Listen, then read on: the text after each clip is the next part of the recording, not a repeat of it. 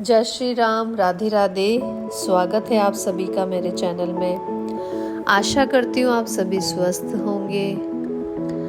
तो कल हमने अयोध्या कांड का 77वां सर्ग जो है वो पूरा कर लिया था। आज हम आगे का सर्ग प्रारंभ करने जा रहे हैं। अंत तक बने रहिए। अतः यात्रां समीहन्तं शत्रुधनो लक्ष्मण अनुजः भरतं शोक संतप्तम इदं वचनम ब्रवीतः।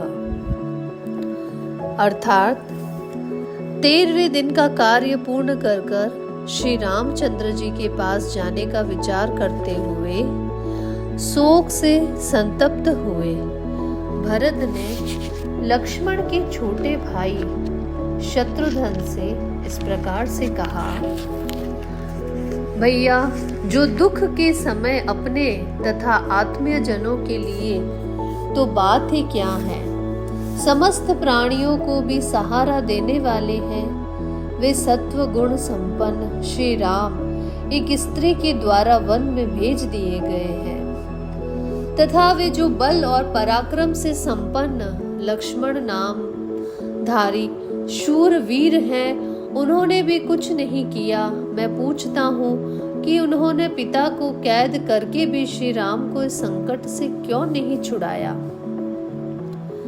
जब राजा एक नारी के वश में होकर बुरे मार्ग पर आरूढ़ हो चुके थे, तब न्याय और अन्याय का विचार करके उन्हें पहले ही कैद कर लेना चाहिए।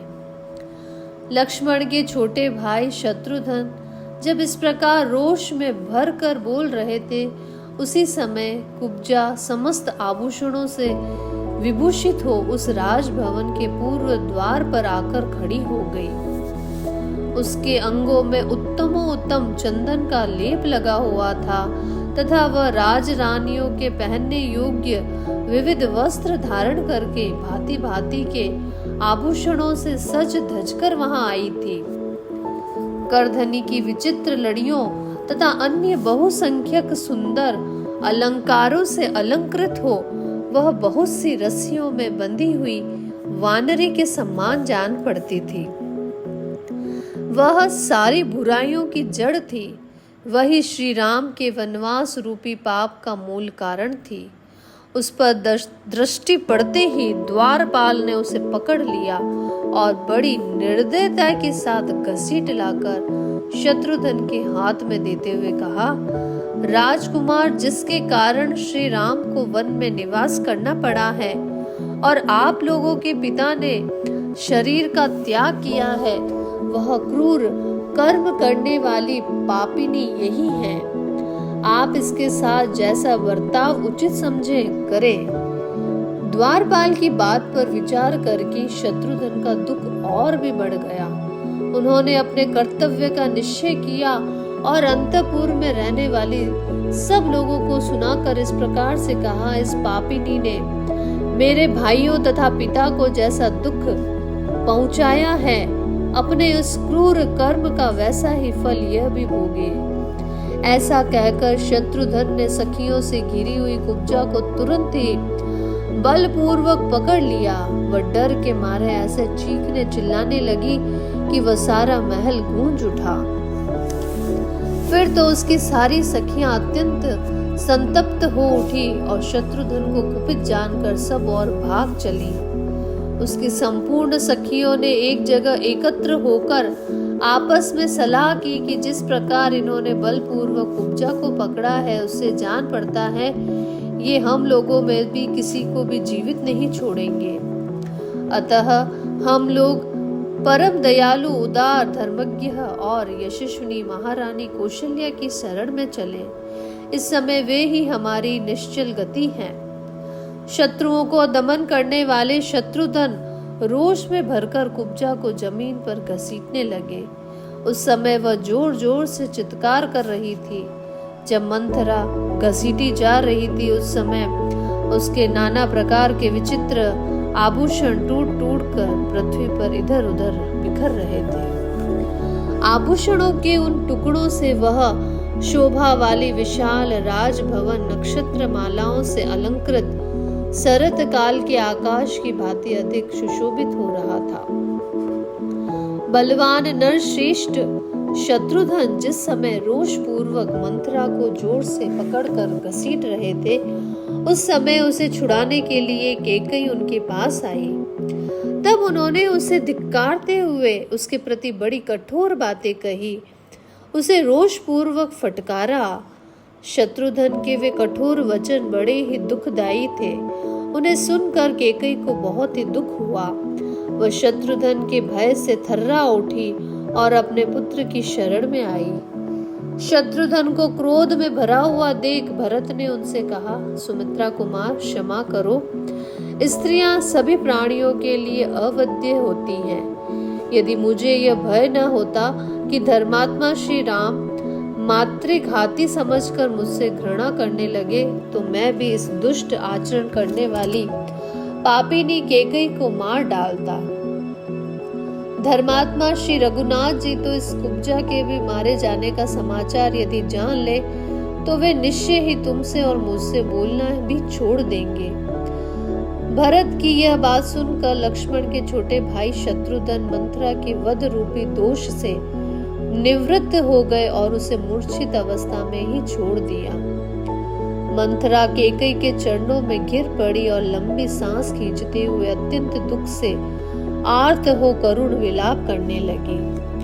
शत्रुघ्न के पटकने और घसीटने से आर्त एवं अचेत हुई सी कुब्जा को देखकर भरत की माता कैकेयी धीरे धीरे उसे आश्वासन देने, होश में लाने की चेष्टा करने लगी। उस समय कुब्जा पिंजड़े में बंधी हुई कौंची की भांति कातर दृष्टि से उसकी ओर देख रही थी। उसके पश्चात 14वें दिन प्रातः काल समस्त राज कर्मचारी मिलकर भरत से इस प्रकार बोले, महायशस्वी राजकुमार, जो हमारे सर्वश्रेष्ठ गुरु थे, वे महाराज दशरथ तो अपने ज्येष्ठ पुत्र श्री राम तथा महाबली लक्ष्मण को वन में भेजकर स्वयं स्वर्ग लोक को चले गए हैं। अब इस राज्य का कोई भी स्वामी नहीं है, इसीलिए अब आप ही हमारे राजा हो।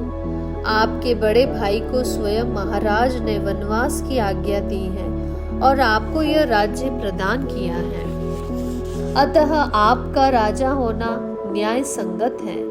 इस संगति के कारण ही आप राज्य को अपने अधिकार में लेकर किसी के प्रति कोई अपराध नहीं कर रहे हैं। राजकुमार रघुनंदन, ये मंत्री आदि स्वजन, पुरवासी तथा सेठ लोग अभिषेक की सब सामग्री लेकर आपकी राह देखते हैं। भरत जी, आप अपने पिता पितामहों के इस राज्य को अवश्य ग्रहण कीजिए। नरश्रेष्ठ राजा के पद पर अपना अभिषेक कराइए और हम लोगों की रक्षा कीजिए। यह सुनकर उत्तम व्रत को धारण करने वाले भरत ने अभिषेक के लिए रखी हुई कलश आदि सब सामग्री की प्रदक्षिणा की और वहां उपस्थित हुए सब लोगों को इस प्रकार उत्तर दिया, सज्जनों, आप लोग बुद्धिमान हैं, आपको मुझसे ऐसी बात नहीं कहनी चाहिए। हमारे कुल में सदा ज्येष्ठ पुत्र ही राज्य का अधिकारी होता आया है और यही उचित भी है। श्री रामचंद्र जी हम लोगों के बड़े भाई हैं, अतः वे ही राजा होंगे। उनके बदले में ही 14 वर्षों तक वन में निवास करूंगा। आप लोग विशाल चतुरंगिनी सेना जो सब प्रकार से सबल हो तैयार कीजिए। मैं अपने ज्येष्ठ भ्राता श्री रामचंद्र जी को वन से लौटा लाऊंगा। अभिषेक के लिए संचित हुई इस सारी सामग्री को आगे करके मैं श्री राम से मिलने के लिए वन में चलूंगा और उन नरश्रेष्ठ श्री रामचंद्र जी का वहीं अभिषेक करके यज्ञ से लाई जाने वाली अग्नि के सम्मान उन्हें आगे करके अयोध्या में ले आऊंगा। परंतु जिसमें लेश मात्र मातृभाव शेष है, अपनी माता कहलाने वाली इस कैकेयी को मैं कदापि सफल मनोरथ नहीं होने दूंगा। श्री राम यहाँ के राजा होंगे और मैं दुर्गम वन में निवास करूंगा।